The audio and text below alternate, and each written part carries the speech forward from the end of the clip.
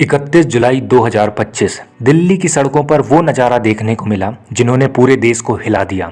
हजारों छात्र और उनके गुरु जो आमतौर पर क्लासरूम में अपने बच्चों को पढ़ाते हैं, आज अपने बच्चों के हक की लड़ाई के लिए सड़कों पर उतर आए। लेकिन बदले में क्या मिला? लाठियां, धक्के और चुप रहने की चेतावनी। आखिर ये सब क्यों हुआ?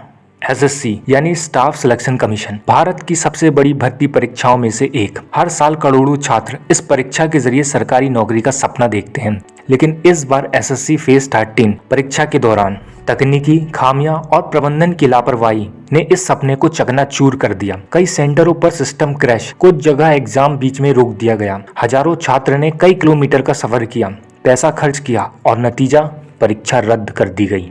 गुस्से में छात्र सोशल मीडिया पर उतर आए। Justice for aspirant, SSC mismanagement जैसे हैशटैग ट्रेंड करने लगे। लेकिन जब सुनवाई नहीं हुई तो ये आवाज सड़क तक पहुंच गई। 31 जुलाई को दिल्ली में जंतर मंतर पर हजारों छात्र और उनके शिक्षक इकट्ठा हुए। नारे गूंज रहे थे, हम हक मांगते हैं, भीख नहीं।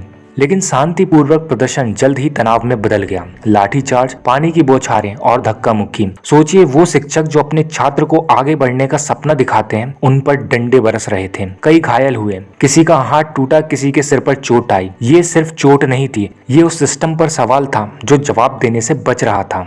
ये सिर्फ एक परीक्षा का मामला नहीं है, ये उन लाखों युवाओं का सवाल है जो सरकारी नौकरी के भरोसे अपना भविष्य बनाते हैं। ये उन परिवारों का दर्द है जो अपनी बचत लगाकर बच्चों को पढ़ाते हैं, और जब बार बार गड़बड़ियां सामने आती है तो ये भरोसा टूटता है। ये पहला मौका नहीं है। 2017 में पेपर लीक का विरोध हुआ, तब भी जांच और सुधार का वादा किया गया, लेकिन हुआ क्या? 2024 में फिर वही कहानी, और अब 2025 में भी हालत नहीं बदली। सवाल ये है, कब तक ये सिलसिला चलेगा? जब शिक्षक और छात्र एक साथ सड़क पर हों तो समझ लीजिए ये सिर्फ नौकरी का मुद्दा नहीं, पूरे सिस्टम की सेहत पर सवाल है। क्योंकि लोकतंत्र में न्याय मांगना गुनाह नहीं होता, और अगर इन आवाजों को दबाया गया तो कल ये आक्रोश और बड़ा होगा।